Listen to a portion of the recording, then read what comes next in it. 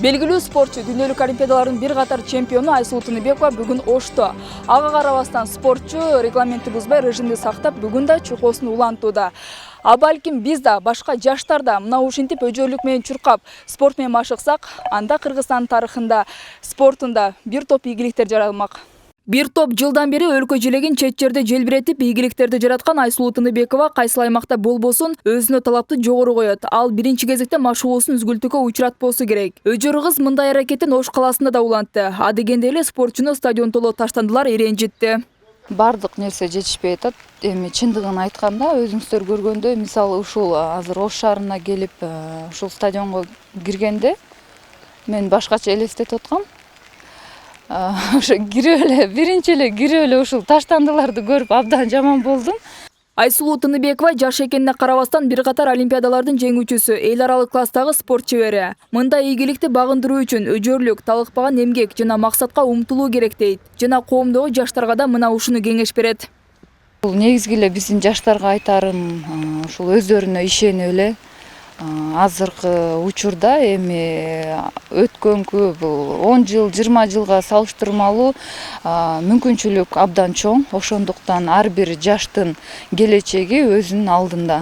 Учурда жаштар бул өңдүү ийгилик жараткан адамдардын кеңешине жана алар менен болгон баарлашууга кызыктар. Бул багытта жаштар менен жүзмө-жүз көрүшүп, ийгилик сырлары менен бөлүшүү керектиги айтылат. Эң негизгиси ийгилик менен катар адеп ахлак, жүрүм-турум жаатында пикир алышуу бүгүнкү күндүн кечиктирилгис талабы болууда. Жаштарыбыз адепти аябай жакшы болот эле, анткени адеп бул өлкөнүн имиджи да. Чет өлкөлүктөр келсе же биздин жарандар чет өлкөгө барса, илим билим балким билбейт, байлыгын билбейт, үйүндөгү кийимин, шубасын билбейт, бирок адебинен баа берип коет. Кыргыздар ушундай экен деп. Ошон үчүн адепке өтө көңүл бөлүш керек. Япондордун бир сөзү бар: адегенде манера, андан кийин гана билим деген. Ошол сыяктуу бизде биринчи адеп, андан кийин билим деген саясат жүргүзсөк, идеология жүргүзсөк жакшы болот эле. Соңку жылдары жаштарда активдүүлүк жандана баштады дейт эл өкүлү Жанар Акаев. Ага улай эле өлкөдө, өкмөттө аларга болгон чоң ишеним артылып жатат. Андыктан келечекелери мына ушул мүмкүнчүлүктөн туура пайдалануусу керек деп эсептейт. Ишенимди так аткарып кетиш керек. Мурдагыдай кайдыгерлик азыр аз. Жаштар өзүнүн мындай тиричилигине дагы, окуусуна дагы тың болуп калды азыр. Кудай буюрса, жаштарда активдүүлүк жакшы. Менимче мындай жетиштүү деп ойлойм да. Бирөөдөн эч нерсе бүтпөйт, ар бирибиз өз аракетибизди кылып жүргөнгө турабы?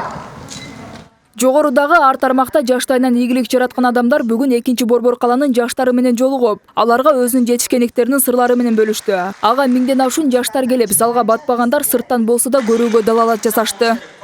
Ушундай ийгиликке жеткен адамдар келиптир. Бүгүн ар бир жаштар үчүн бүгүн өтө мотивационный болуп атат. Ар бир жаш үчүн ушундай дагы иш-чаралар дагы улансын, дагы жаштарга ушундай иш-чараларды дагы өткөрсүн демекчимин. Белгилей кетсек, Кыргызстанда 1.700.000 ашуун жаштар бар. Алардын басымдуусу аймактарда жашайт. Андыктан Ош шаарында башталган мындай жолугушуу алдыңкы күндөрү жер-жерлерде да колго алынмакчы. Гүлзада Торобекова, Актилек Акылбек уулу, Нур Ньюс.